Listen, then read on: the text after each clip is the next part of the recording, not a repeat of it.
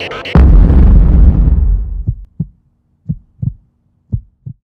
coaches, hey athletes. So athletes don't go anywhere, but I am speaking to the coaches.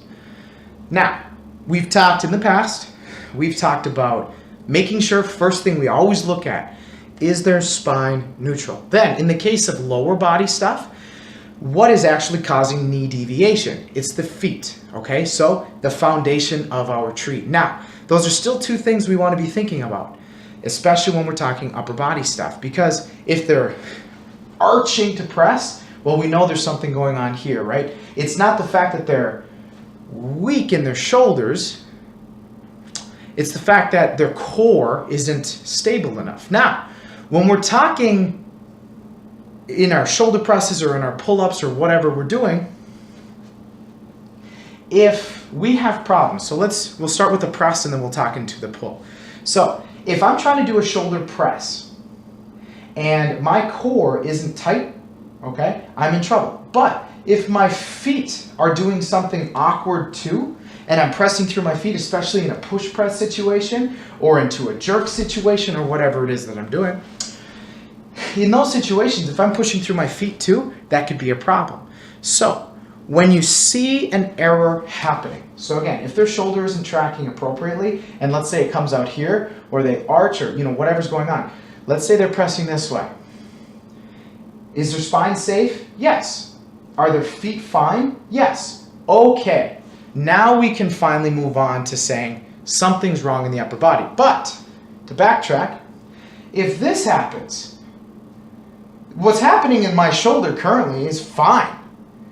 But certainly it's not in a good position. I'm pushing too much through here, right? We talked about that. If their spine is safe, okay, then we can move on.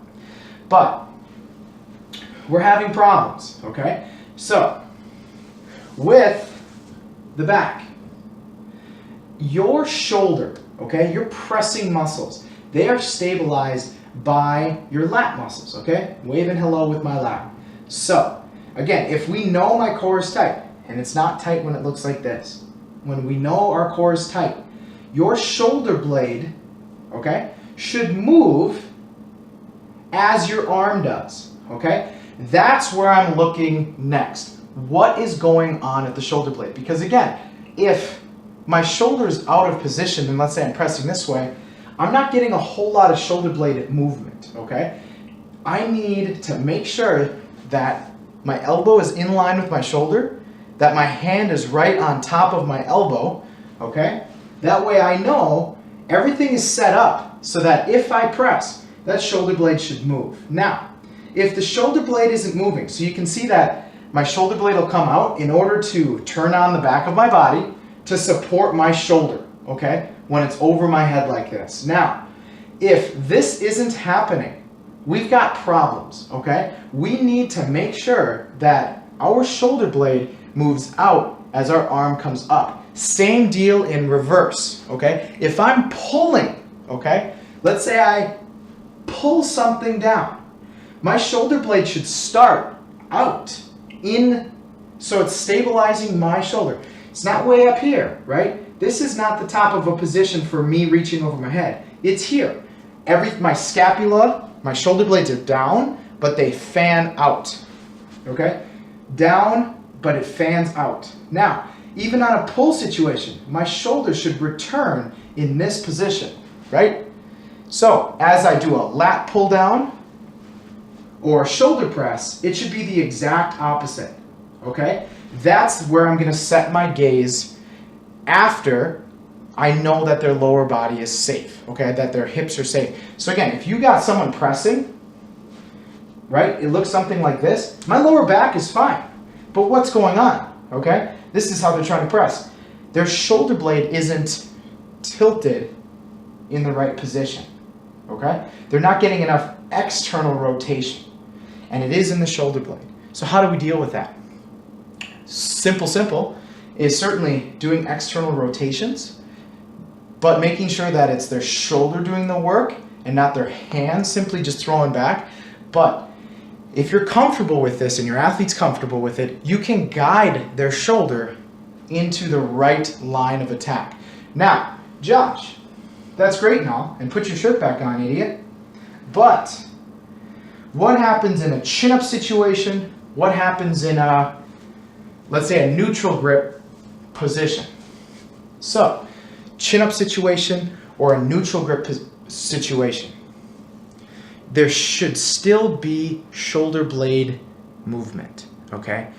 The reason I say this is even in a neutral press, let's say we have dumbbells and we're doing a neutral press for whatever reason, if you can help it, I always recommend external rotation, full external, and press from there. But there are some times that neutral grip is okay, especially if you're trying to work your pectoral a little bit way up in here.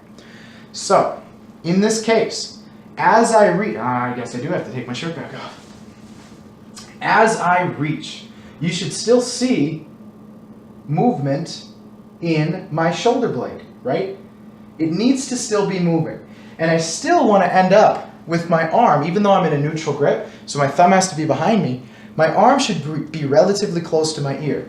Now when I'm external here, it's going to be lined up in here, okay? Neutral is a little different, but you should still see my shoulder blade is still supporting my arm, okay? Assuming I'm staying in this same line of action. Now, if my arm is turning out or doing something kind of wonky, you will see it, okay? So same deal when we're doing a chin-up. If we start way up here and we come and finish down here, my shoulder blades should still come down just like they did on a real pull-up, or not a real pull-up, but you know what I'm saying.